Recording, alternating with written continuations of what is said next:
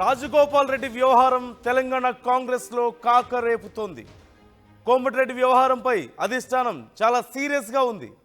రేపు కాంగ్రెస్ క్రమశిక్షణ కమిటీ సమావేశం కాబోతోంది. సమావేశానికి హాజరు కావాలంటూ రాజగోపాల్ రెడ్డికి పిలుపు కూడా వెళ్ళినట్లుగా తెలుస్తోంది. అయితే ఇప్పుడు రాజగోపాల్ రెడ్డి హాజరుపై సర్వత్రా ఉత్కంఠ నెలకొంది. రాజగోపాల్ రెడ్డిపై క్రమశిక్షణ కమిటీ ఎలాంటి నిర్ణయం తీసుకుంటుంది అనేది ఆసక్తిగా ఉంది.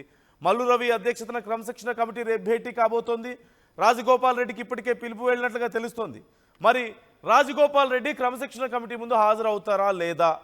ఆయన ఒకవేళ హాజరైతే ఏం సమాధానం చెప్తారు ఆయన చేసినటువంటి కామెంట్స్కు?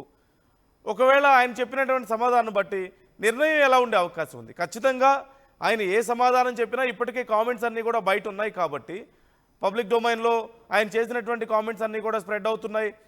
కాంగ్రెస్లో దీని గురించి చర్చ నడుస్తుంది, కోమటిరెడ్డి గురించి చర్చ నడుస్తుంది. ఈ నేపథ్యంలో ఖచ్చితంగా అధిష్టానం ఇప్పటికే ఒక క్లారిటీ ఉండే ఉంటుంది.